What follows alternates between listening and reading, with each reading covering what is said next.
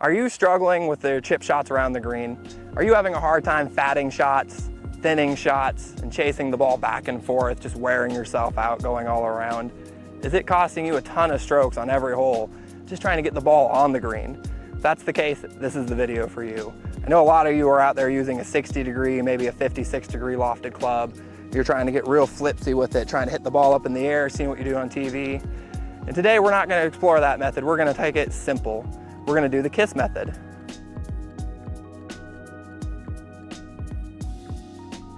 Keep it simple. You don't need a 60. You can get that out of here. Start real simple. I've got a pitching wedge in hand. We're going to do a bump and run. The big thing here on that is you can do this with all of your clubs. Make sure that you've got something where you just got a nice putting stroke on it. You don't need to get real wristy trying to flip it up in the air.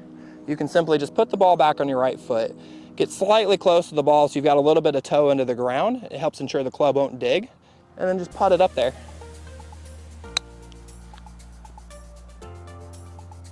That result's going to be 100 times better than anything that you do with your wrist and your 60-degree wedge.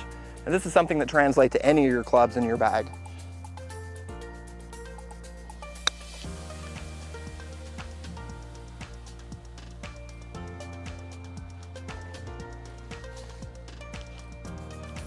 You can do this with any club. I did that with a pitching wedge. You can use a 9 iron, 8 iron, 7 iron.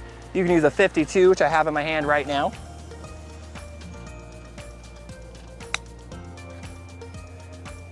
And this is definitely a touch shot. This one's going down the slope to the hole, and that's still a tremendous shot. I didn't thin it over, I didn't fat it.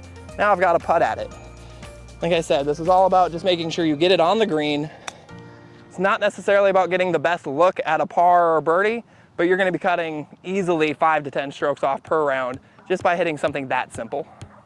And I know we all want to be able to hit beautiful, high, nipping shots, especially when we're over a bunker. We've seen friends that do it. We've got all sorts of people on TV that make it look so cool, and it would be awesome to be able to do something like that every time.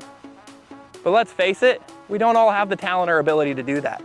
You got to keep it simple. You got to simplify it to get started, get your score lower. If you get your score lower, you're going to be having more fun. I know what a lot of you are thinking. I've got to hit it high and nippy like that to have any chance of making a good score, right? Wrong. You can still use a pitching wedge, as I have in my hand right now. There's plenty of loft on this club, and you can still just keep it simple. Hit a nice putting stroke to just get it popped up in the air, over the bunker, and let it roll onto the green. You don't have to manipulate the face to try to open it up and get any loft on it. You can just square it up, get it on your right foot. Like I said, you want that toe slightly down so it doesn't eat into the dirt and get it fat, and then just hit it.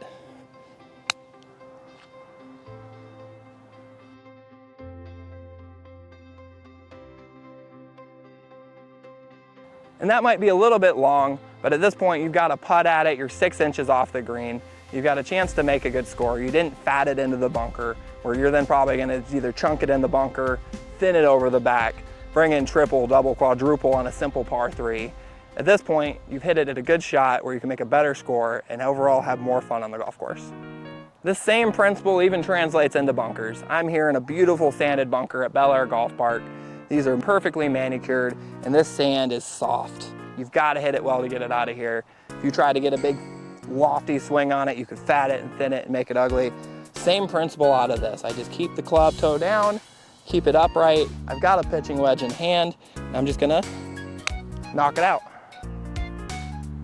Like I said, it's a little long, I'm getting these a little strong, but overall, that's gonna make a better score for you than any of the other bad shots you do fatten and thin it out of here. And this is something, like I said, you can do this exact putting stroke, just simple, don't flip the wrist and just pop it up. You can do this from 80 yards and in with almost any club in your bag.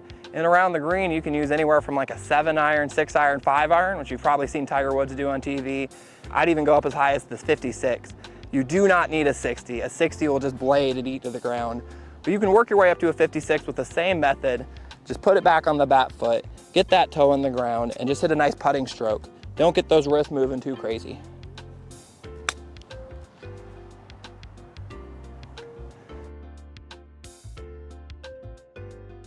And that's going to be a shot that gets you a little more touch and feel. It's something you can work your way up to with a simple method. Like I said, just simply keep it simple, work your way up, make better scores. All right, I really hope you're enjoying this, and this is something that you can go out and try on the golf course. It really is this simple to just keep it simple. The more you can do to simplify the golf game, the more you can do to just keep the ball going forward in a controlled motion, get the ball on the green the fastest is going to put you in the best position to make the best score that you can. Let me know in the comments below if you get to try this and get better scores. Let me know if you've tried it in the past or trying it and having problems. We'll address that in some future videos. I really hope you're enjoying this. If you are, make sure you give me a big like on the video below. Also, I could really use your help. Subscribe to the video. We're gonna have more content coming out for stuff like how to hit your driver, how to putt, chipping. We're gonna do fun challenges where I do all sorts of cool things. Let me know in the comment if there's other stuff you wanna see on the channel as well. Really hope you're enjoying this, and we'll see you in the next video.